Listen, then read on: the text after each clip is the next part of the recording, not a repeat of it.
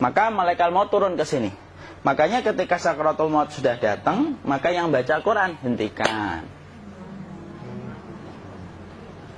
Kenapa? Oh, memang gitu ya. Jangan semakin kenceng. Ayo Pak, insya Allah Pak, gitu. Al-Baqarah Pak, Al-Baqarah Pak. Al-Kahfi, Al-Kahfi. Enggak lah. Yang baca Quran berhenti dulu. Kemudian digantikan dengan kita mentalkin. Antum agak ke sana dikit. Masya Allah ya. Orang yang meninggalnya kooperatif ini.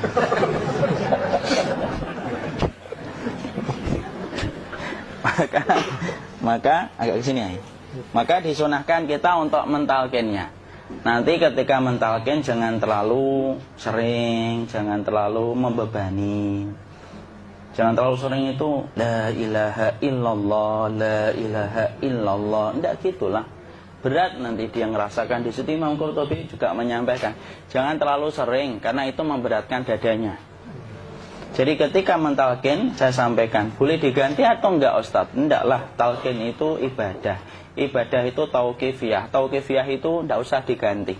Karena Rasulullah mengatakan, lakinu ala mautakum la ilaha illallah. Talkin orang yang meninggal di antara kalian dengan la ilaha illallah. Enggak usah diganti Allah Ustaz yang lebih singkat, lebih pendek. Tidak usah. Subhanallah Ustaz, tidak usah. Kenapa? Karena talqin sudah ditetapkan ucapannya oleh Nabi, begitulah kita mencontohnya. Jadi tidak usah diganti. Cara mentalqin, jadi kalau keadaan sudah tenang, tolong kalau sudah sakaratul maut jangan ditinggalkan. Karena sesungguhnya pertempuran setan itu pada detik-detik kematian semacam ini. Dan betul-betul berusaha untuk menjadikan dia murtad.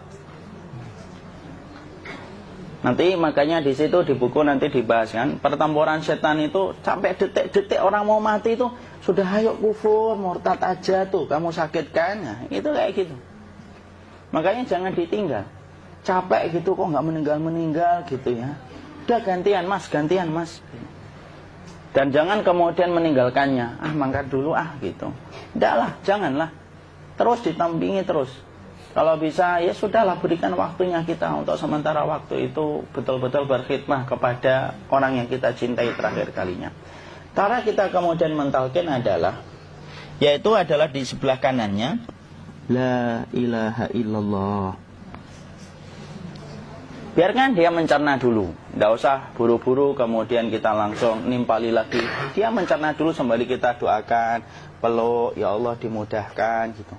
Kalau ada orang yang bisa ngucapin la ilaha illallah, itu siapa yang memberikan itu Ustaz? Yang memberikan kekuatan Allah Pak. Karena ngomong aduh aja sudah tidak mampu.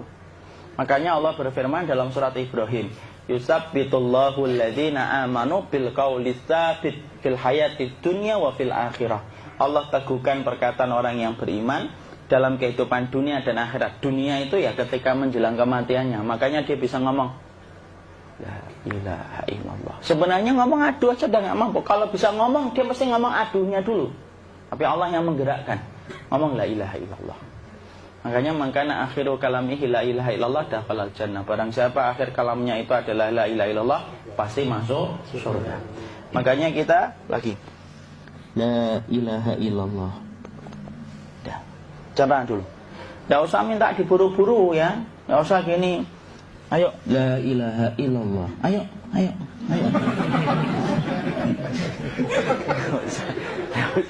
Enggak usah gitu. Ya, biarkan dia pelan-pelan gitu. Ayo tapak, ya Allah capek saya Pak. Enggak usah gitu. Dia ucapkan la ilaha illallah. Kemudian dia mencerna. Lalu kalau dia sudah mengatakan, untuk mengatakan la ilaha illallah. Nah, kalau sudah mengatakan la ilaha illallah, berarti sudah. Tidak usah ditalkin lagi, tidak usah. Belum meninggal juga Ustaz? Tidak apa-apa, biarin aja. Dia di situ aja. Kecuali dia ngomong lagi dan gak usah diajak ngomong alhamdulillah ya Pak, ya Allah gitu. Terus dia jawab alhamdulillah. Itu berarti ucapan terakhirnya alhamdulillah. Atau ketika habis ditalkin la ilaha illallah, dia ngelihat air. Nah, itu berarti ucapan terakhirnya air. Talkin lagi. Nggak usah marah. Aduh Pak minta air. Mau minta air nanti aja dikubur gitu loh. Jangan gitu. Biarin aja. Jangan kemudian setelah la ilaha illallah La ilaha illallah. Terus, ayo tutup, awas ya ngomong lagi ya. Nggak usah gitu juga. Maka kemudian setelah la ilaha illallah sudah, nggak usah diajak ngomong gitu. Terus kemudian nggak usah ada anaknya perempuan, ya Allah Pak, sudah bisa ngomong la ilaha illallah, usah gitu. Cukup dalam hati alhamdulillah gitu. Diam kita dengerin gitu. Disitulah nanti biasanya detik dia terakhir. Dia nanti ngeliat di sini Pak, prosesnya itu. Nanti kaki langsung sebagian jempol dingin dia. Kaki, telapak kakinya langsung kalau kita geningkan dingin kayak kaki yang kena AC langsung. Kemudian dia langsung ningkup gini, dikit dia, mulai kaku dia. Atau kalau enggak, gini dia. Langsung kayak jatuh, kayak kepala nanti yang paling terakhir. Kepala itu pasti ada gerakannya Pak, ini meninggal itu. Pasti gitu. Pasti gitu. Karena apa? Sudah tidak ada beban ruh yang menahannya. Ya, cabut ya, set pelan, maka kemudian malaikat itu. Tapi tetap sakit lah. Walaupun dikatakan ringan, tetap sakit. Maka kemudian sakit gitu. Set ngelewatin sini. Jantung kemudian sudah tidak berfungsi. Kemudian ginjal Pak, ngelewatin ginjal tidak berfungsi. Bapak bayangkan kan, kalau yang pernah sakit batu ginjal Pak, sepakat nggak kalau kita batu ginjal itu sakitnya luar biasa Pak? Itu baru titik batu kecil di ginjal. Kita bisa bayangkan tiba-tiba ginjal tidak berfungsi. Sakitnya kayak apa Pak? Tiba-tiba ginjal nggak berfungsi, pankreas naik, kemudian tek jantung. Jantung ini dia masih hidup dia, di sininya masih hidup walaupun jantungnya sudah berhenti. Naik. Kemudian mata, dia ngelewatin mata. Organ tubuh yang paling setia sama ruh itu mata. Maka kemudian mata dia ngelihat dia, set. Ngelihat set keluarnya, set naik dia. Ya dilihat ini sama dia. Makanya Rasulullah mengatakan innar ruha idza qubida tabi'ahul basar. Ruh itu kalau dicabut, mata itu ngikutin kemana perjalanan ruh itu. Makanya ada yang meninggalnya gini. Ya itu bukan tanda su'ul khatimah. Itu tanda fitrahnya mata ngikutin ruh. Atau kemudian bukanya sedikit. Ada yang kayak senyum Pak. Ada yang biasanya keringetan. Nah, itu tanda husnul khatimah. Ada yang senyum. Jadi sakitnya setelah selesai itu plong gitu loh. Makanya kemudian ada yang tersenyum.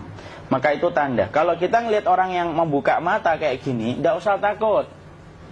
Cepat-cepat kemudian kita nanti tutup. Biasanya kalau terlalu lama, itulah yang menjadikan ini tidak bisa ditutup. Makanya harus pakai kapas akhirnya.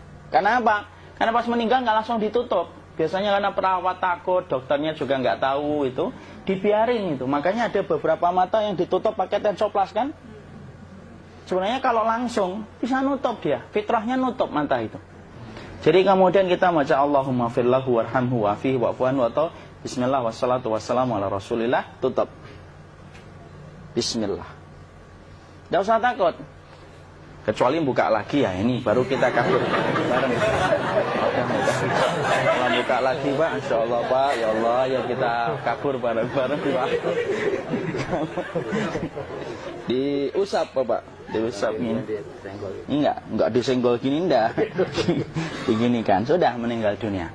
Tangan boleh begini, boleh diluruskan, tidak ada ketentuannya. Boleh gini, boleh kemudian lurus. Tidak usah disalahin kalau ada yang lurus. Lu itu tangannya gimana sih? Posisikan kayak sholat. Tidak ada perintah kayak gitu. Jadi kemudian dikondisikan saja. Terus maka kemudian dipijit-pijit, akiknya dikeluarin.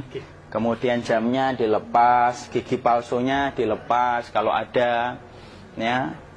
Kemudian apa setelah itu? Coba buku.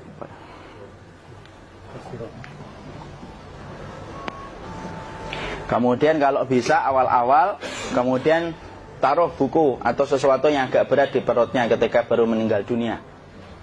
Kenapa kemudian ditaruh kayak gini? Bukan apa-apa, supaya membantu sisa-sisa pencernaan dia untuk keluar. Nanti Pak, biasanya kalau kita taruh agak yang berat gini atau kemudian kita gini-gini kan, ini udah makan belum makan? Udah makan belum makan kok udah gede ya. Maka pencet-pencet kayak gini biasanya nanti ketika dimandikan, nah pas dimandikan diginikan saja. Nah ini dia sudah keluar di belakang, dia gini, terus nanti keluar dia. Nah ini keluar langsung di belakangnya. Dan memperlakukan orang kalau sudah meninggal dunia itu yang lembut gitu. Kenapa? Inna kasra admil mayyiti kakasri admil hayyi. Mematahkan tulangnya ketika orang sudah meninggal dunia itu lebih dia rasakan sakit ketika mati daripada ketika masih hidup.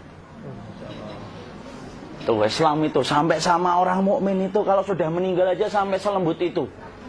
Kok hidup kasar itu kebangetan dia jadi orang itu. Mau sampai orang mati itu kemudian disuruh yang lembut, kalau ada aib disuruh nutup, tidak boleh diceritain. Misalkan di belakangnya beliau ini ada tompel, gagah-gagah tompelnya gede gitu, tidak boleh cerita. Masya Allah loh, sampai segitunya sunnah itu ngajarin kita untuk nutup aib. Kalau ada orang belajar sunnah sukanya buka aib, nyari-nyari kesalahan orang, sunnah yang mana dia pelajari itu, saya bingung. Makanya kemudian gini, setelah selesai maka kemudian tutup dengan kain. Maaf ya, ya.